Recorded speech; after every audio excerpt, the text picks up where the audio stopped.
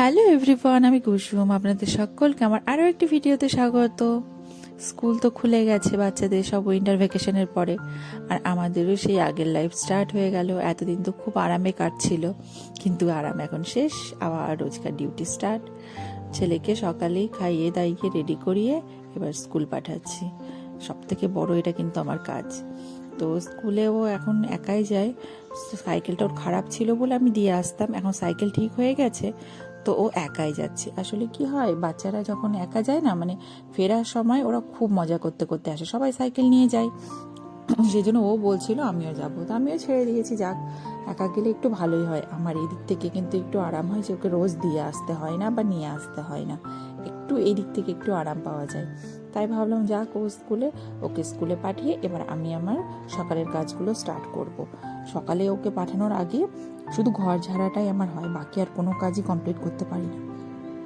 তারপরে সব কাজ সেরে বসেছি এবার ব্রেকফাস্ট নিয়ে। ব্রেকফাস্টে আজকে যেটা ওকে টিফিনে দিয়েছিলাম লুচি ঘুগনি, তো আমিও নিজের জন্য কয়েকটা লুচি বানিয়ে ঘুগনি নিয়ে বসে পড়েছি, আর সাথে ছিল চা। এই দিয়ে ব্রেকফাস্ট সেরে নিলাম। ব্রেকফাস্ট সেরে না একটা কাজ নিয়ে আজ বসেছি, সেটা হচ্ছে এই কম্বলটাকে পরিষ্কার করা। মানে কি, ওই পাশের কম্বল থেকে না ব্ল্যাঙ্কেট থেকে তুলোগুলো ছাড়ছে, যেটার জন্য এই ব্ল্যাঙ্কেটটা এতটা বাজে দেখাচ্ছে। মানে অনেক সময় রোদে দেওয়া হয় তো বাইরে, দেখে মনে হবে কি দূর থেকে যে কত না নোংরা ব্ল্যাঙ্কেটটা, কিন্তু আসলে না, এগুলো সব ওই আর একটা ব্ল্যাঙ্কেটের তুলোগুলো উঠে উঠে এই ব্ল্যাঙ্কেটটা পুরোটা একদম নোংরা দেখাচ্ছে। তাই আমি কি করেছি, একটা ব্রাশ নিয়ে নিয়েছি, এটা পরিষ্কার ব্রাশ। সেই ব্রাশ দিয়ে আমি বসেছি ব্ল্যাঙ্কেটটা পরিষ্কার করতে। আর দেখো, আমার ওই প্যান্টটায় ব্ল্যাক কালারের, ওটাতেও দেখাচ্ছে কতটা লেগেছে। আর এই এক সাইডে তুলো পরিষ্কার করে এতটা বেরিয়েছে। পুরোটা এখন করি, তারপরে দেখছি। পুরোটা করার পরে কমপ্লিট, আর এই এতগুলো নোংরা বেরিয়েছে দেখুন, এইগুলোর জন্য এত বাজে দেখাচ্ছিল। তো ব্যাস, আমার ব্ল্যাঙ্কেট পরিষ্কার। তারপরে এবার আমি শুরু করব বাকি কাজগুলো। তারপরে না ব্ল্যাঙ্কেটটা পরিষ্কার টরিষ্কার করে বাকি মোছা, ঘর মোছা, স্নান করাগুলো সেরে তারপরে আমি চলে এসেছি রান্নার দিকে। আজকে রান্না তেমন কিছু বানাইনি, বানিয়েছিলাম বাঁধাকপির ঘন্ট মাছের মাথা দিয়ে, আর বানিয়েছিলাম ডাল ভাত। আসলে কি, মাছের মাথা দিয়ে বাঁধাকপির ঘন্ট আমার ভীষণ ভালো লাগে। শুধু বাঁধাকপির ঘন্ট বলছি না, লাউ যেটা মাছের মাথা দিয়ে আমার ভীষণ ভালো লাগে। আর বাঁধাকপিটা এই সিজনে বিশেষ করে খুব ভালো লাগে। নর্মাল বাঁধাকপি না আমার খুব একটা পছন্দ না, আমি জানি না কেন, শুধু শুধু বাঁধাকপি আমার ভালো লাগে না। তো এই মাছের মাথা দিয়ে করলে পরে টেস্টটা যেন দুগুণা হয়ে যায়, মানে খেতে ভীষণই ভালো লাগে একটু চিনি ছিটিয়ে।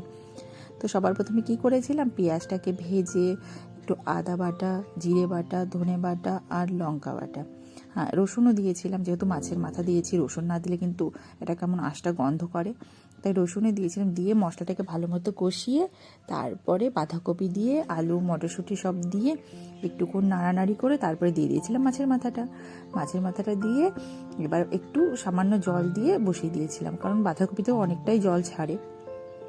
তো সামান্য জল দিয়ে ঢাকা দিয়ে এখন একটু কষিয়ে নিলেই একটু শুকনো শুকনো করেই নামাবো। আর সাথে ডাল আছে আর ভাত ওইদিকে হচ্ছে। আর বুবুনের জন্য না আমি একটু পনির বানিয়ে দিয়েছিলাম, যেহেতু ও বাঁধাকপি খাবে কিনা এই ভেবে। তারপরে বিকেলবেলা না বানিয়েছিলাম আজ পায়েস। দোকানে গেছিলাম বাইরে, এই গুড়টা এসেছিল, দোকানদার বলছিল ভীষণ ভালো নাকি গুড়টা, একটু নিয়ে যেতে। আমার গুড় অলরেডি ছিল, তাও আমি নিয়ে এসেছি। আর এনেই আজকে কি বানিয়েছি বলুন তো, বানিয়েছি পায়েস। কারণ শীতে গুড়ের পায়েস খেতে কিন্তু আমি ভীষণ ভালোবাসি, তো তাই বানিয়েছিলাম পায়েস।